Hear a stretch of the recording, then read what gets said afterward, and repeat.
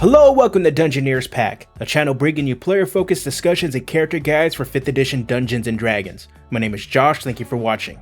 Van Richten's Guide to Ravenloft has us traveling through the mist to try to survive in the demi-planes of dread. This latest campaign book brings the Undead Patron Warlock into print, allowing players to channel the necromantic powers gifted by their undead masters. For this video, I won't be doing this alone. FryMinis has hopped on to help me out with this one. I'll be taking a look at the Undead Patron Warlock's key features, discuss the themes of the subclass, FryMinis will provide a way to reflavor the subclass, and I'll give you some character ideas using the Undead Patron Warlock for each of the official 5th edition settings. With that said, let's get started. The first key feature for this subclass has our character manifest aspects of the patron into their appearance. As a bonus action, we activate Form of Dread for 1 minute and gain the following benefits. We gain temporary hit points equal to 1d10 plus our warlock level. Once during each of our turns, when we hit a creature with an attack, we can force it to make a wisdom saving throw, and if the saving throw fails, the target is frightened of us until the end of our next turn. And finally, we are immune to the frightened condition. We can use this feature a number of times equal to our proficiency bonus and regain all uses after a long rest. This feature has the cool factor. It encourages players to be creative with their form's appearance and how it manifests. There are no limitations on how the form looks, it's just limited by what it can do mechanically. A player can easily play a character who dramatically alters their form, for example turning into a demon. But they can also play a character that subtly takes on traits like a vampire, having their eyes turn red and their teeth sharpen. When comparing this ability to its playtest form from Unearthed Arcana, they are exactly the same. There were no changes made. For a first level feature, this not only brings up the survivability of your character drastically with the temporary hit points, but the ability to impose the frightened condition onto an enemy does the same for your team. As I mentioned in my video for this subclass when it appeared in Unearthed Arcana, the frightened condition gives any enemy affected by it a disadvantage to any attack roll they make as long as your character remains visible to them. Those using this subclass to play an Eldritch Blast Warlock build can safely cause this effect from range.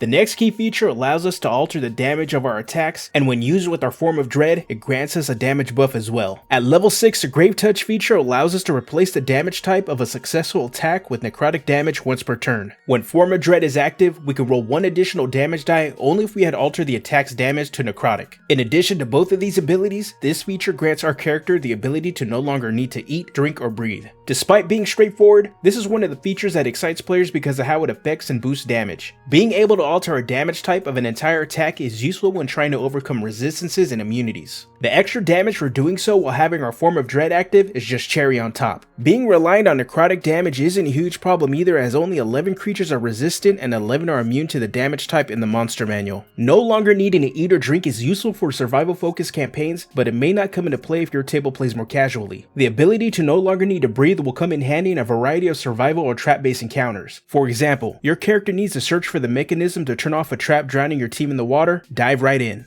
When it comes to the theme of the Undead Patron Warlock, this subclass is thematically rooted in the horror aspects of the undead. Form of Dread already encourages players to take on aspects of their patron. As a player, we can also incorporate some influences of the horror genre we may find ourselves playing in. For example, if our campaign is set in cosmic horror, our undead patron can be an outer planar being with a power over death. We can take on imagery normally associated with the Great Old One patron. Our Form of Dread could be a strange mix of bone and blood that form tentacles. There is also variety to be found when choosing an undead patron. There is a wide range of mythos for vampires throughout the world, but the most common found in movies, books, and D&D stems from the gothic horror genre. The classic vampire takes all its cues from Dracula. Even D&D's own Count Strahd is their own version of the character. The iconic vampire is frightening but also tragic. Their thirst for blood fuels their eternal life, but they are haunted by a memory of a love that was lost. Vampires like Strahd and Dracula are powerful not only due to their supernatural abilities, but because of their social influence. They are politically powerful and charismatic. They are an enemy who doesn't hide.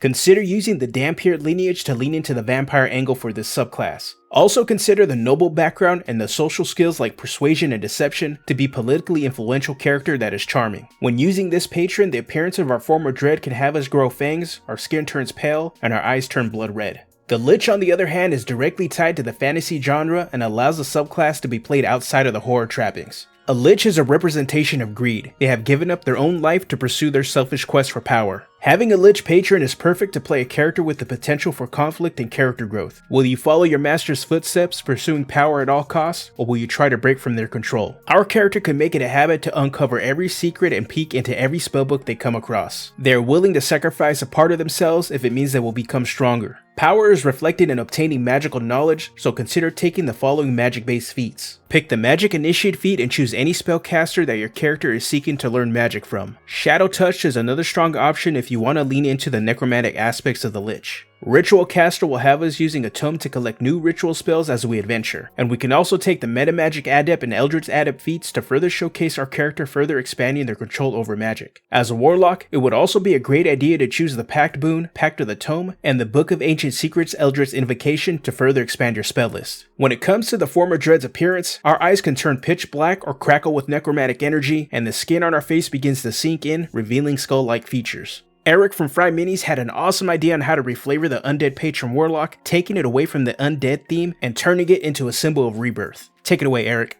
The Undead is a super cool patron for a Warlock, but as soon as I saw it, I had one thought when it comes to reflavor: Phoenix. For this subclass reflavoring, I'm going to lean heavily on those fear mechanics and use a little bit of damage type swapping. The fiery, awe-inspiring dread of a Phoenix, a massive force of life and death coming at you, still makes sense for most of our expanded spells. Swap Form of Dread for Form of Awe. Rather than taking on the appearance of some undead, take on the appearance of wispy flames and maybe some fiery feathers. And the unstoppable power of the Phoenix is sure to scare your enemies. At 6th level, you gain Phoenix Touched. The life and death cycle and rotation of the Phoenix keeps your body sustained. And here we have our first mechanical change. We're going to swap out necrotic damage for fire damage. They're both pretty equally resisted, and they make sense thematically. If you want to go with radiant damage instead of fire, that makes sense, but it might be one step up on the power level. At level 10, Necrotic Husk becomes Glorious Rebirth. That resistance and possible immunity to necrotic becomes resistance and possible immunity to fire. And the idea of your patron Phoenix bringing you back to life while exploding fire all around you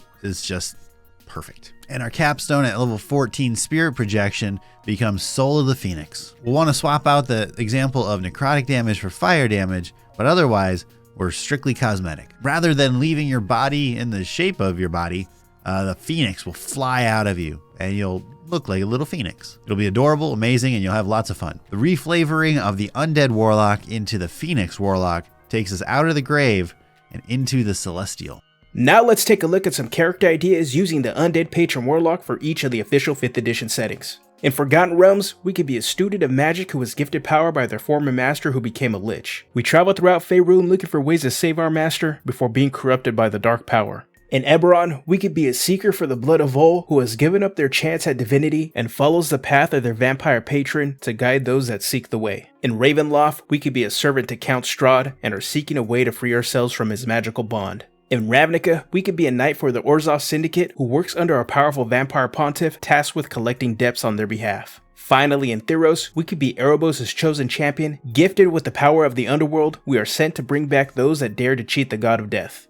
As I mentioned when this subclass first appeared in Unearthed Arcana, it shares similar conceptual space as the Undying Patron Warlock, but this subclass is a vast improvement. It is not as powerful as the Hexblade, but it's more in line with the power levels of the Fathomless and Genie Patron subclasses. The subclass allows for flexibility in builds as the temporary hit points and frighten effects from former Dread make a Pact of Blade build viable, but those buffs are also welcomed by Eldritch Blast builds. All the features in this subclass function on their own, but gain additional benefits if former Dread is active. This makes it so that none of the features ever feel dead. The subclass remains virtually unchanged from its Unearthed Arcana version. Necrotic Husk was the only feature that had a small but impactful change. Instead of hitting everyone around us when dropping to 0 hit points, we instead can choose our targets avoiding friendly fire. The Undying Patron is another solid subclass option for the Warlock that offers flexibility in how a player can create their character. The mechanics do not pigeonhole a player into specific player options and allows for a range of character concepts that fit under the undead theme. With that said, I want to hear from you. What do you think of the Undead Patron Warlock? Let me know down in the comment section. If you enjoyed this video, make sure to give it a like, and if you want to see more content like this, I drop a video every week, so go ahead and hit that subscribe button. I want to give a huge thank you to Eric from FryMinis for joining me on this video with his awesome subclass reflavor. Make sure to go check out his channel and show him some love. I provided a link to his channel in the description below. Alright, I'm out of here. Have a good one.